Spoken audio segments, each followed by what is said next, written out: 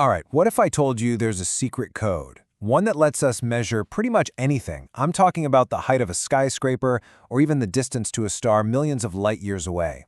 And believe it or not, this entire powerful code is built around just one simple shape. Today, we're going to crack it open. I mean, really think about it for a second. How on earth do you measure something like a skyscraper or a huge mountain? What about that ship way out on the horizon? You can't just, pull out a giant measuring tape. So how's it actually done? It seems impossible, right? Well, I promise you, it's not. The answer, it turns out, is something called trigonometry. Now, don't let the name intimidate you. This isn't some crazy, complex mystery.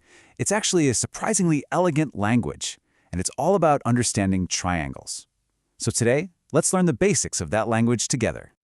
So, this entire code, with all its incredible power, it all comes down to one single shape, the right-angle triangle. I know you've seen this one before. It's the one with that perfect, square, 90-degree corner. This little shape, this is where all the magic happens. Okay, let's meet the players. First up, the main character in this whole story, the hypotenuse. It's always the longest side, that slanted one.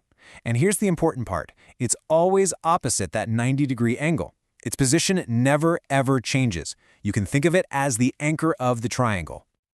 All right, now this is where things get really interesting, so pay close attention. The other two sides have names too, the perpendicular and the base.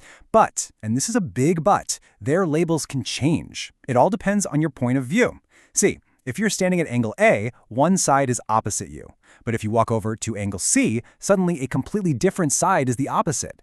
Getting this idea that it's all about perspective is absolutely the key to the whole thing. So how does this secret code actually work? Well, it's all about relationships. Specifically, it's about comparing the lengths of these three sides to each other.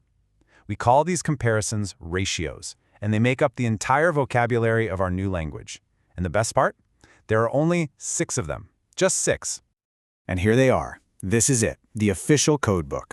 These 6 ratios are the heart and soul of trigonometry. Now, I know the names look a little weird, sine, cosine, tangent, but please don't let them freak you out. They're just names, they're labels. For example, sine is just a fancy way of saying, let's compare the side opposite our angle to the hypotenuse. That's all it is. Each one is just a recipe for a specific comparison. Yep, that's it. Just 6. It feels way too simple to be this powerful, right? But I'm telling you, every single thing we do in trigonometry, all those incredible mind-bending calculations, they are all built on these 6 simple ideas. This is the whole foundation right here. Okay, great, we've got the codebook. So how do we actually use it to measure stuff? Well, it boils down to a simple 3-step game plan that you can use every single time. 1. Figure out what you have and what you need. 2. Choose the right ratio from our codebook that connects those two things. And 3. Solve for the missing piece. Let's give it a shot. All right, let's put this code to the test with a real-world problem. Picture this. You're standing on the street, exactly 100 feet away from a big building. You tilt your head up to look at the very top, and you measure that angle of elevation. It's exactly 45 degrees. So, the question is, with just those 2 bits of info, a distance and an angle, can we figure out how tall that building is?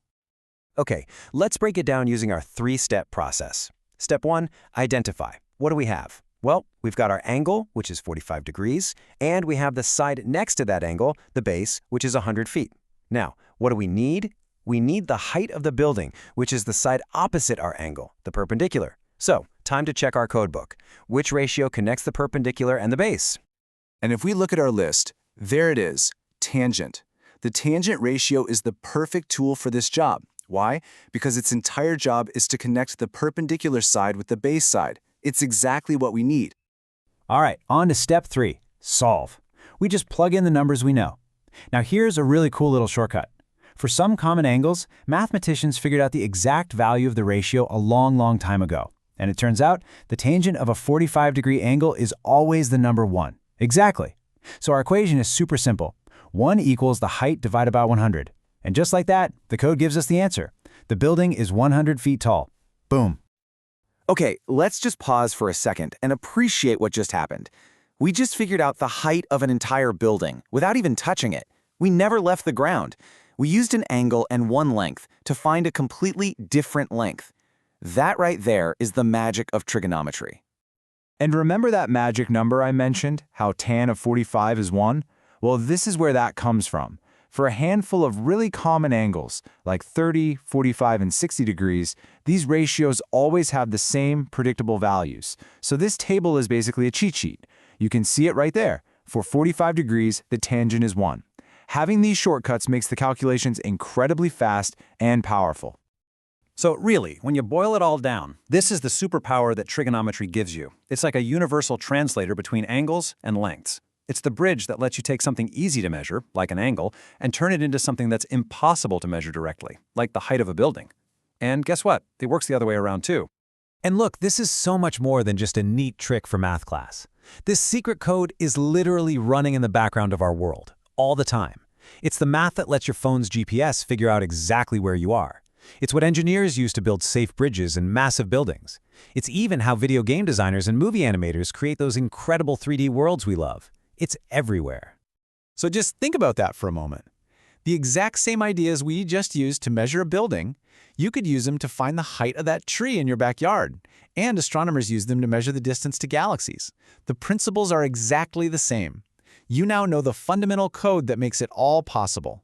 So the only real question left is, what will you measure?